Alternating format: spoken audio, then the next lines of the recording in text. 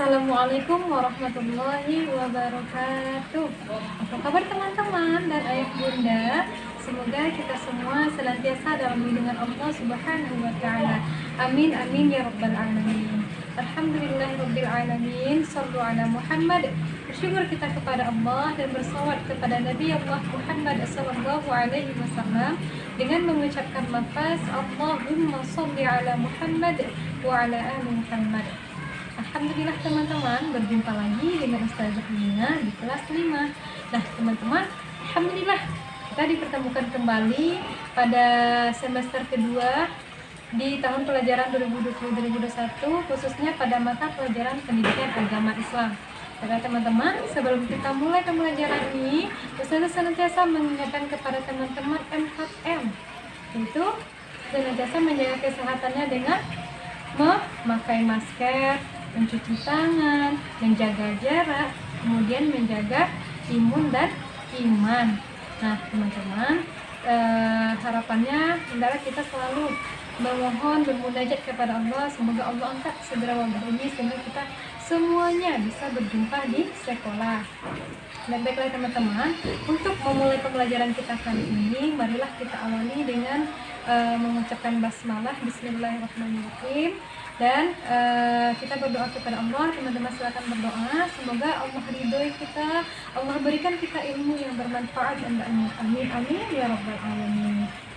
Baiklah teman-teman, di pembelajaran pertama tema 1 pada semester 2 kali ini, adapun tujuan pembelajaran yang harus teman-teman kuasai di sini adalah dengan memahami makna yang terdapat di dalam Quran Surah Al-Ma'un, teman-teman mampu menunjukkan sikap kerjasama dan peduli terhadap sesama. Nah teman-teman, sebelum kita masuk pada materi inti, ayo kita hafalkan dulu. Teman-teman ikuti Ustazah ya, atau silakan buka Al-Qurannya. A'udzu billahi minasy syaithanir rajim. Bismillahirrahmanirrahim. Ara'aital ladzi yukadzibu bid-din, fadzalikal ladzi yad'ul yatim wa la yahuddu 'ala ta'amil miskin. Fawailun lil musallin alladzina hum 'an salatihim sahun alladzina hum yura'un wa yamna'una al-ma'un. Nah, itu surat apa teman-teman? Quran surah Al-Ma'un. Nah teman-teman, kira-kira surah Al-Ma'un ini berbicara tentang apa ya? Ayo kita simak videonya. Jadi teman-teman, di dalam Quran surah Al-Ma'un ini kita belajar tentang, pertama saya akan menjelaskan dulu arti Al-Ma'un itu sendiri. Kata Al-Ma'un itu diambil pada ayat ke-7 dari surat Al-Ma'un. Wa yamna'una al-ma'un. Al-ma'un artinya barang-barang yang berguna. Jadi kita lihat ayat pertama. Ara'aital ladzi yukadzibu bid-din. Apa artinya? Tahukah kamu orang yang mendustakan agama? Jadi di ayat kedua dijawab, fadzalikal ladzi yad'ul yatim. Itulah orang yang menghardik anak yatim. Nah, jadi orang yang mendustakan agama di sini adalah orang yang menghardik anak yatim. Kemudian di ayat ketiga, wala yahuddu 'ala ta'amil miskin. Dan enggan memberikan makan kepada orang miskin, enggan memberikan bantuan kepada orang miskin. Jadi ayat pertama ini dijawab oleh ayat kedua dan ketiga. Orang yang mendustakan agama yaitu orang yang menghardik anak yatim, orang yang mendustakan hari pembalasan juga ya teman-teman, menghardik anak yatim, dan orang yang enggan membantu atau menolong orang miskin. Maksudnya di sini bagaimana? Pada hakikatnya teman-teman, sebetulnya bukan orang miskin yang meminta, tetapi pada dasarnya hak orang miskin itu ada pada diri kita. Orang fakir itu haknya ada pada diri kita. Jadi kitalah yang seharusnya memberikan pertolongan kepada mereka. Kemudian ayat kedua, Fadzalikal ladzi yad'ul yatim. Itulah orang yang menghardik anak yatim. Maksudnya di sini bagaimana teman-teman? Orang yang menghardik anak yatim ini tidak hanya orang yang memperlakukan anak yatim secara kasar, tapi juga bertindak atau berlaku sewenang-wenang teman-teman.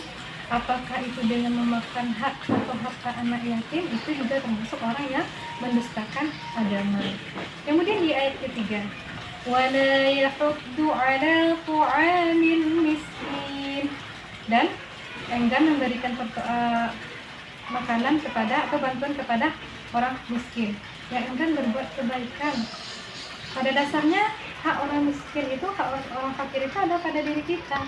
Jadi tidak mereka yang meminta, tapi kita yang semestinya memberikan hak kepada mereka. Jadi di ayat kedua dan ketiga ini teman-teman, secara tidak langsung Allah menjelaskan bahwa ibadah itu tidak hanya hubungan kita dengan Allah saja, tetapi juga hubungan kita secara sosial, secara kepada sesama manusia.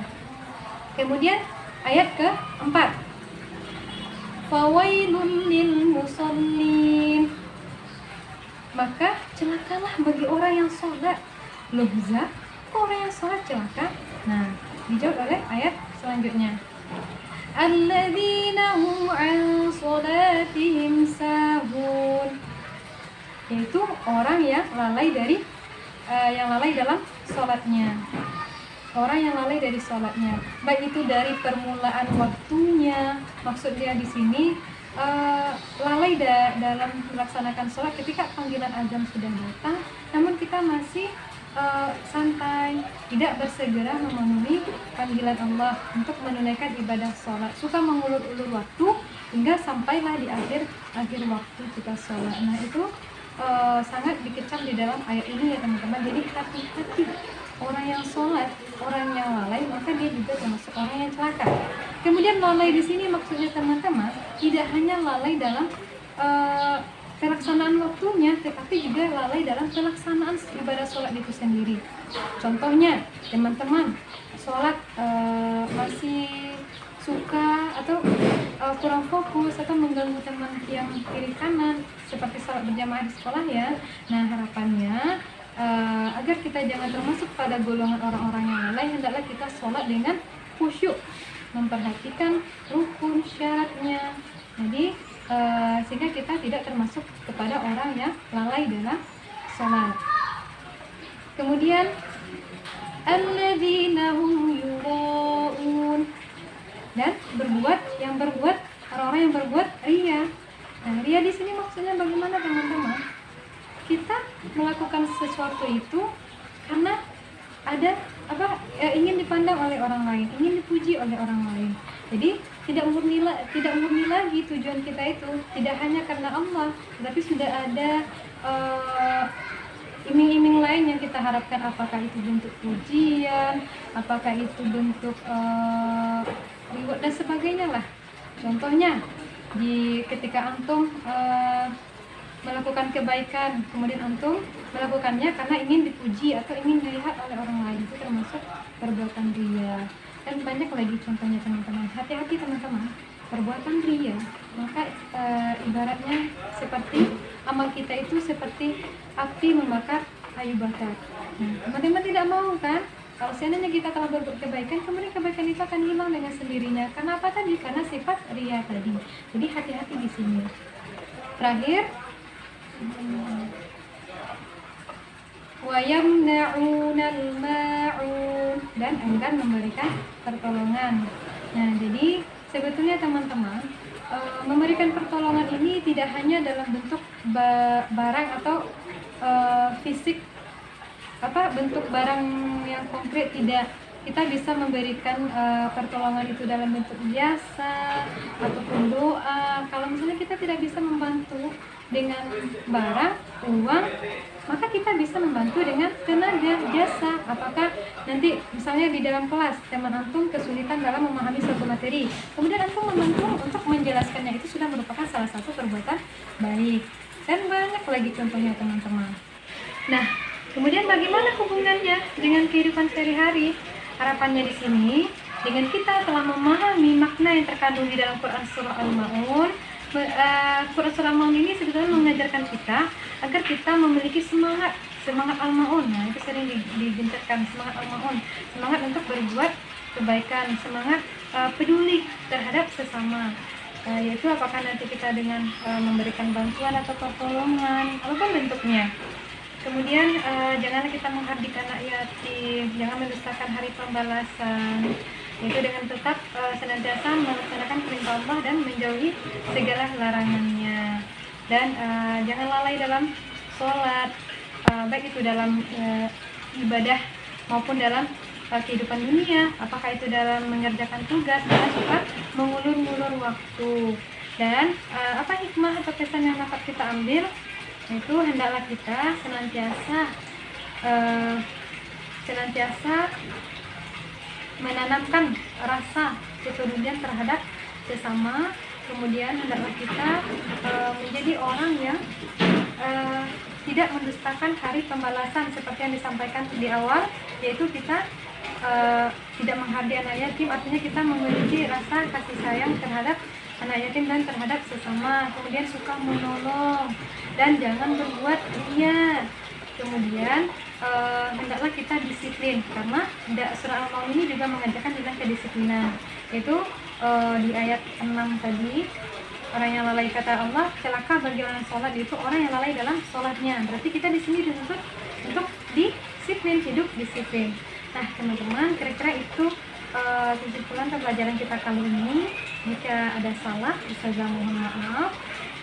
Kita tutup pembelajaran kita kali ini dengan mengucapkan lafaz hamdalah, alhamdulillahirabbil alamin. Sempurnakan dengan doa kafaratul majlis, subhanakallahumma wa bihamdika, asyhadu an la ilaha illa anta, astaghfiruka wa atubu ilaik. Nah teman-teman, satu hal lagi saya lupa, untuk tugasnya silakan teman-teman tuliskan 3 buah contoh terkait memaknai Quran Surah Al-Maun ini.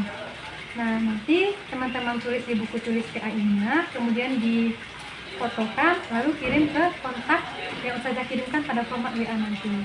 Nah teman-teman, sudah rasa cukup. Sampai jumpa pada pertemuan selanjutnya.